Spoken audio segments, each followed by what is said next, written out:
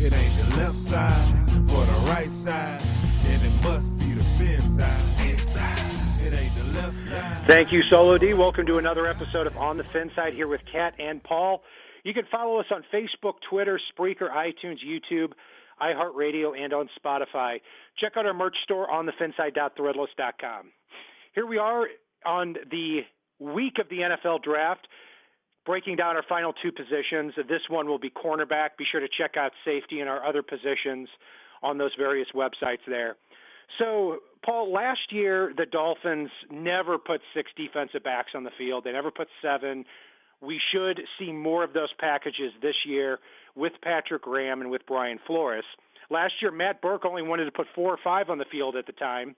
So even though the Dolphins are pretty stacked at defensive back on paper, you know, with Xavier Howard, Micah Fitzpatrick, Rashad Jones, T.J. McDonald, Bobby McCain, and newly signed Eric Rowe, they can put 6 good players out there, but could be looking to add a couple of more here as we get closer to the season. Yeah, and you pretty much have to. And I know one of the things I always go back to is Michael Thomas and his breakthrough in Miami. And really, inevitably throughout the season, you end up needing to go to the well with the corners you've got on your bench. And if you've got a cornerback on your bench that's got to come in there that is inexperienced and not that good, we'll go with, that's a scenario where they're going to get picked on all day long against opposing offenses. And you really need to have 6 or 7 solid corners in the NFL these days to put anything resembling a good defense on the field. Yeah, especially this defense. I mean, the Patriots have notoriously had 11, 12 defensive backs rostered at one time. The Dolphins do have some players who have seen a lot of snaps, and Torrey McTyer, Cordrea Tankersley, Walt Aikens, but how confident this new regime is in that staff remains to be seen. So cornerback could be a very underrated need here in the NFL draft for the Dolphins. I'd encourage our listeners, don't sleep on this cornerback spot. Not in the first round, not in the second, not in the third, not anywhere in this NFL draft. So we'll go through a few of these. And looking at the board here, there is definitely not an elite cornerback in this group, but there are a handful of really good players after you get past the top 15 or 20 picks in this draft, and it is pretty deep into the later rounds too.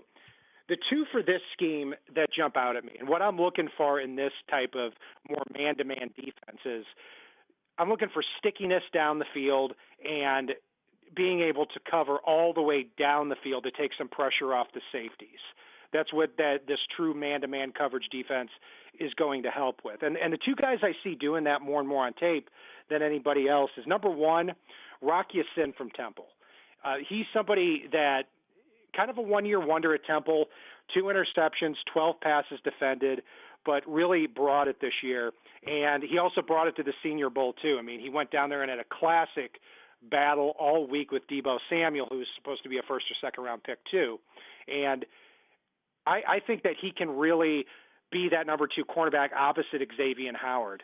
And the other guy is Greedy Williams. I mean, this is somebody I've come full circle on because at the beginning of the year, I really wanted to like Greedy Williams at the beginning of evaluating these prospects. What I saw was a very tall, a very skinny prospect, not very good tackler, not very good in the first 5 or 10 yards. But the further you get down the field, the stickier he gets and the better playmaker that he gets too. So even though he may not have it all in all those areas, then it doesn't mean that he's not a great fit for this defense. And he's 6'2", 185 pounds, has superstar upside in terms of playmaking skills. The consensus top 3 or 4 cornerbacks included in that group, you've got DeAndre Baker from Georgia. He struggled throughout the pre-draft process, and before he was an early to mid-first rounder. Now he looks more like a mid to late second. He hasn't allowed a touchdown in 2 years at Georgia, and he's played the best of the best. But he hasn't been a great athlete. He hasn't interviewed very well, and he seems to really more be a zone type of cornerback in that he's better covering 10 or 15 yards and close to the line of scrimmage, not all the way down the field, which this defense may recommend. Byron Murphy as well. Seems like a better fit at nickelback. Ran a 4.55, is a little bit undersized, but has great instincts for the ball as well. So I think Greedy and Rock Ya-Sin are the two players I'm really looking at if the Dolphins have a deep trade down into the late first or early second round pick. Yeah, and it's funny you mentioned Byron Murphy and DeAndre Baker. I definitely like Byron more than I like DeAndre. When I watched his tape, it seemed like some of his best plays, while they were good reactions, they wouldn't have been a thing if it wasn't for a bad play from the wide receiver or from the quarterback on those plays. So you take some of those out of there, and I know that they're going to happen, but to me, that's not a player making them happen. Every player is going to get those opportunities. And so you eliminate those, and he looks a little bit slow at times. I know he didn't allow a touchdown, as you said, but he does look slow out there. So I think having him in his zone is definitely a need. Byron Murphy, I thought, played a little bit faster than his 40 times said. He does such a great job of separating wide receivers from the ball, whether it's after the catch or preventing the catch from happening. He's a big hitter. He can come up and fill at the line, and he really just has great ball skills and positions himself well against the receivers. So I could see him being a fit. I still have that sense that Brian Flores and Patrick Graham and Chad O'Shea, even if you want to talk offense, are the type of coaches that are going to finish designing their scheme off of the players and talent that they have. So if you've got a good football player like Byron Murphy, I think they will make those moves to scheme around his talents. But for me, a guy I absolutely fell in love with watching this tape, and I know you don't always like some of these lengthy corners out there, but Amani Aruwariye out of Penn State. Good He's 6'2", 203. Dude, it's I've been practicing that more than anything all week. He runs a 4.47. I mean, he positions himself so well that with his length, he basically shuts receivers out, even receivers that are bigger than he is, from being able to even make a play on the ball. He really knows how to use his body. He does a beautiful job knocking the ball away, and he can come up and he can hit, which I love seeing a corner that can hit. A lot of these wide receivers, especially in today's NFL, don't hold up well to a corner that can hit. I like Aruwariye too. I mean, this is somebody that I've watched a lot of, and I love the comparison. I think a few people have made it, and that's Prince Amukamara, another long name there for the Chicago Bears. I mean, I don't see a player at the next level that's going to be flashy, but he's also, for a big guy, I think going to be sticky with that wide receiver. He's going to be good in run support.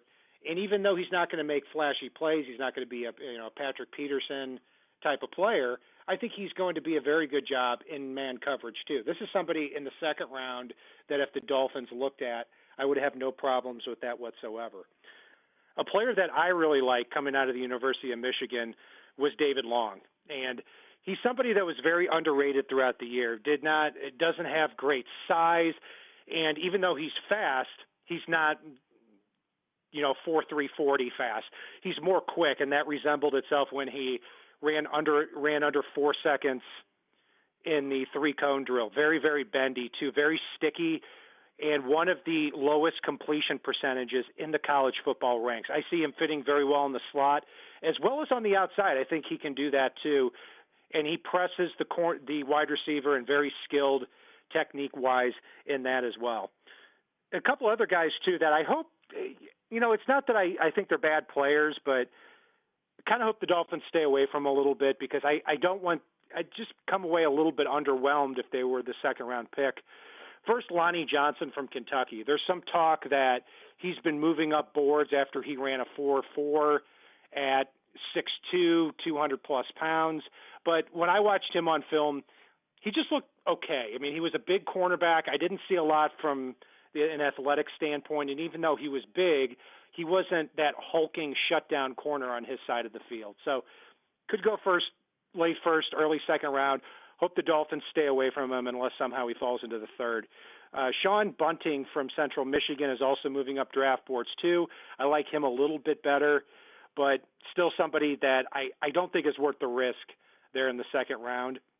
Julian Love from Notre Dame, just kind of meh at cornerback and at slot. Justin Lane at Michigan State is a player a lot of people love, but I didn't like a lot of what I saw. I thought his feet were all over the place in press coverage at Michigan State. I didn't see that same thing from Oruwariye or from David Long out there at that cornerback spot. So, Paul, who are a few players maybe on the negative side, some players you're a little bit more down on at that cornerback spot?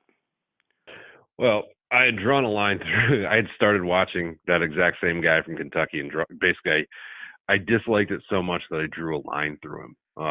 If that tells you anything. And then, I mean, I know we've already covered this a little bit, but DeAndre Baker, and I just want to reiterate, is a guy that I just watched and it didn't feel special to me. And for somebody that's going to go that high in the draft, I want it to feel special if Miami's going to go after him. And a lot of our listeners, I think, will know what I mean there. As far as on the positive side, there is a mid-rounder that I really liked in Jamel Dean out of Auburn. I mean, the guy's 6'1", 206, flashed a 4.3, and he uses his speed really well out on the field. And God, does he play physical out there. I mean, he is all over the wide receivers. He can jam receivers at the line, which you usually don't see from some of the faster corners out there. The only issue that I saw with Jamel, even though I love him, and I think it's something that Miami could correct pretty easily with him, is he does have a tendency to hook his arm around wide receivers a little bit too much. And once you get that reputation out there for doing so, you're going to get flagged all day. But he's a guy that I definitely love in this draft. And a few other guys I kind of like too. Corey Ballantyne from Washburn. Very small school, but sometimes these small school cornerbacks can adapt very quickly into the NFL if you limit their responsibilities. He ran a 4.47, and at the East-West Shrine game, he was one of the best players there. Jimmy Moreland, also from James Madison, kind of fits that same mold as that press cornerback type, could be available in that 4th, 5th round area. And finally, the last guy on my list here, Mark Fields from Clemson. I mean, when he got on the field and he got his opportunities, he always took advantage of them. The problem is he always seemed to have somebody ahead of him in the depth chart and could never quite leapfrog them. I mean, when you've got somebody like Trayvon Mullen ahead of you, who should be a late first, early second round pick this year out of Clemson, and he's doing a solid job out there, sometimes it can get kind of hard to crack that starting lineup. But I saw a kid that plays with a chip on his shoulder, and if the Dolphins can get him late on day 3, then that pick would also make a lot of sense. So there are a lot of cornerbacks in this draft. Kat, I'm going to jump in there real quick because you set me up perfectly with that chip on his shoulder thing. One guy as well for late on day 3 that I think our listeners should keep an eye on. He's absolutely undersized. He may even go undrafted because of it. But if you watch his tape, the kid is nothing but a player. He plays aggressive. Believe it or not, he plays physical at 5'8", 185. He runs a 5.32. Always seems to be making plays around the ball. Tends to shield guys much bigger than him, and that's D'Angelo Ross out of New Mexico. He can fight through blocks in run support, which is astounding to me because he is tiny for the game. But you know what? He just seems to always be around the ball, always be making plays, and just playing with a fire and leadership out there that I absolutely love. So if Miami can steal him and have him possibly be that 4th or 5th corner that's going to see some action, I think he could be an absolute pest for defenses. And I think he's a guy that Brian Flores and Patrick Graham would have a lot of fun scheming with. Yeah, I mean, you just look at last year with Jalen Davis, where they signed him as one of their best priority free agents. He got on the field this year, and toward the end of the year, he started to see a lot of meaningful snaps. So there's a lot of cornerbacks here in this group, and I expect the Dolphins, if they don't draft one, there's a good group of players here that could be had as an undrafted free agent. That will do it for our breakdown of the cornerback spot.